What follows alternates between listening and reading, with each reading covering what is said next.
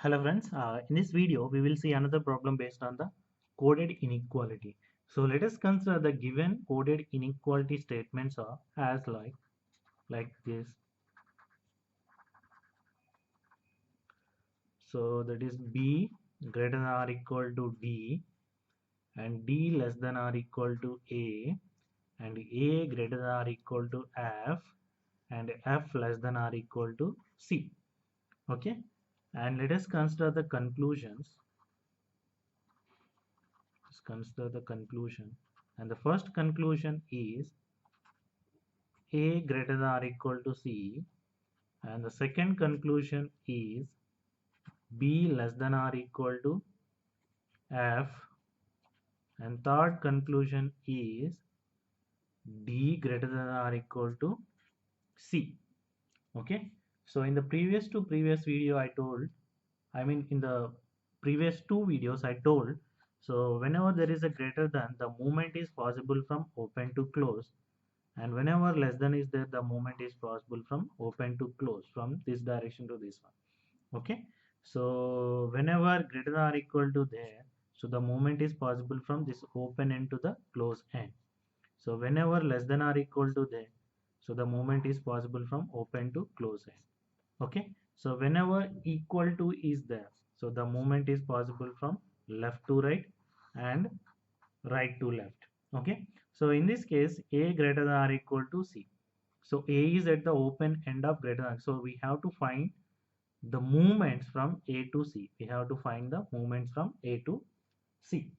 Okay, so here A is here at the open end of the C, so whenever greater than or equal, the movement is possible from this open end to the close end. So at the open end A is there, so we have to find the movements from A to C in the given set of statements. So let's start from the A.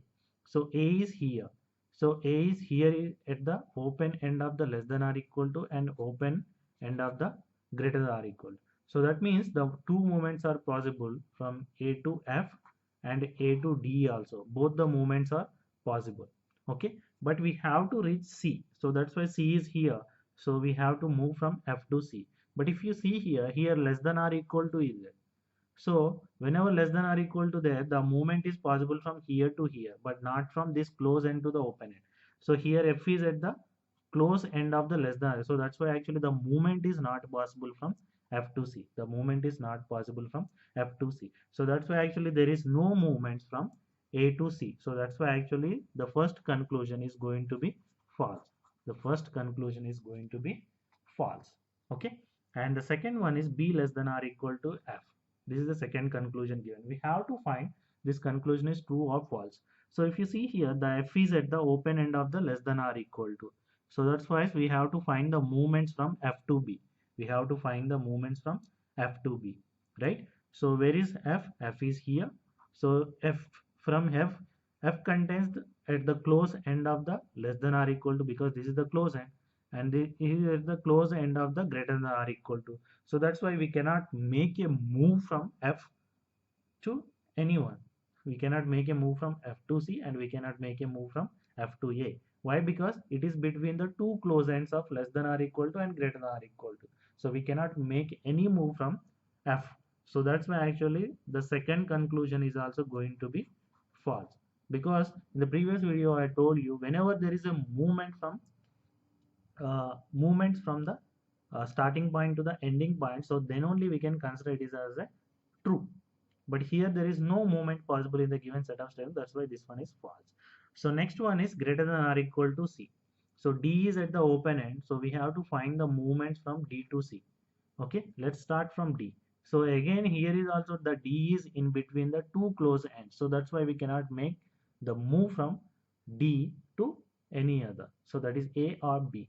Why? Because D is at the close end of less than or equal to, D is at the close end of greater than or equal to. So whenever greater than or equal to less than, the movement is possible from open to close, open to close.